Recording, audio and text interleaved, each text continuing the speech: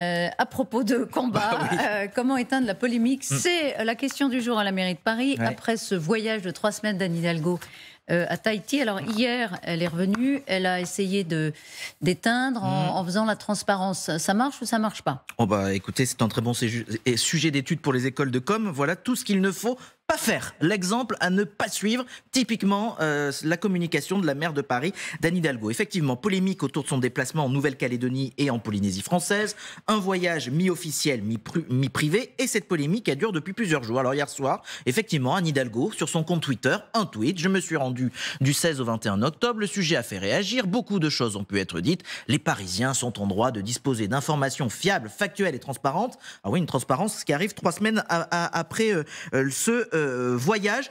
Communiqué joint, vous le voyez, 3 petits points. Il fait 4 pages ce communiqué, on y reviendra tout à l'heure, mais il n'est pas signé de la maire de Paris, c'est la mairie de Paris qui envoie ce communiqué pour justifier ce déplacement avec un chiffre de 60 000 € entre les frais de transport et les frais d'hébergement et de restauration pour 6 membres de la délégation.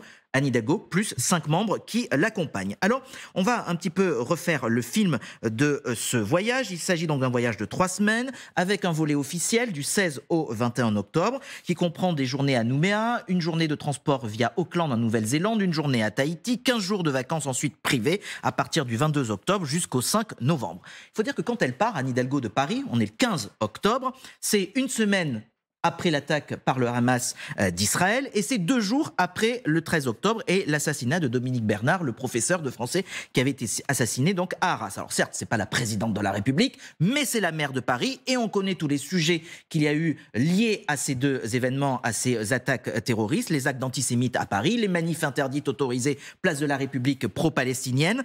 Il y a eu plein de sujets autour de la sécurité des Parisiens, mais la maire de Paris décide de ne pas raccourcir son déplacement.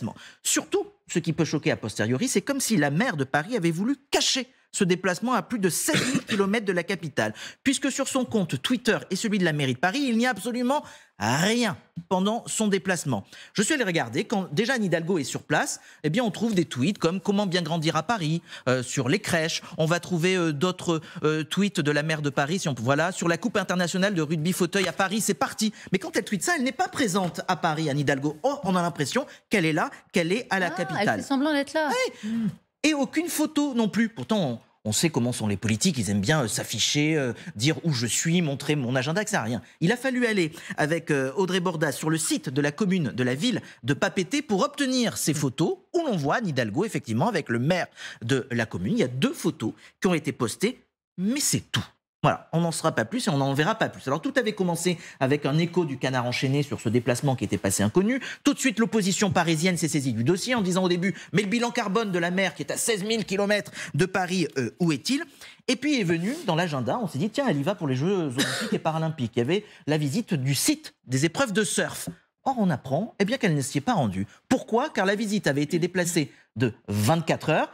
Et si elle devait s'y rendre 24 heures après la date originelle, elle aurait dû décaler ses billets d'avion pour son voyage privé pour aller retrouver sa fille et ses petits-enfants. Et là, c'est la voix de son adjoint aux Jeux Olympiques qui s'exprimait dans le Parisien, qui dit en gros, elle aurait pu repousser son départ en vacances, mais il fallait qu'elle change son billet, donc elle ne l'a pas fait.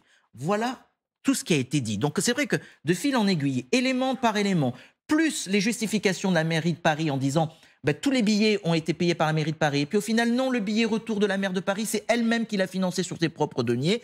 Ça, voilà, il y a un sentiment de suspicion, il y a un sentiment de flou qui a été là tout constamment, jusqu'à ce communiqué donc d'hier soir de 4 pages. Alors, vous pouvez aller le lire, il y a tout l'agenda de la maire de Paris, tous les prix qui ont été mis en avant. Simplement, là, la séparation entre le public et le privé n'a pas été claire, n'a pas été fait dès le début. Premier point qui ne va pas. Ça jette, je vous l'ai dit, la suspicion. Le chiffre de 60 000 €, il peut paraître quand même assez gros, c'est énorme dans ces temps où on fait tous attention à son argent. Elle dit, Anne Hidalgo, qu'elle a demandé l'aval d'une commission, etc., que ça a été validé. Mais des questions seront très certainement posées. Et puis au total, elle s'est absentée 1 mois de Paris, la maire de Paris, puisque juste avant, elle était en déplacement en Afrique avant de partir en Polynésie française et en Nouvelle-Calédonie. Ça fait un peu beaucoup. On imagine très bien l'ambiance la semaine prochaine. 14 novembre, c'est le Conseil de Paris. Je peux vous dire que Rachida Dati, déjà, est au taquet sur ce sujet. Des questions seront posées à la maire de Paris. Elle va arriver avec un collier de fleurs, peut-être. Peut-être avec un collier de fleurs, mais c'est vrai qu'en 2023, comment un responsable politique peut aussi mal gérer sa communication? Je trouve que c'est une question qui se pose. Merci beaucoup. Oui, ça, on peut compter sur Rachida Dati pour avoir quelques saillies de derrière les fagots. Évidemment, on les écoutera si besoin. Merci beaucoup, Julien Arnaud.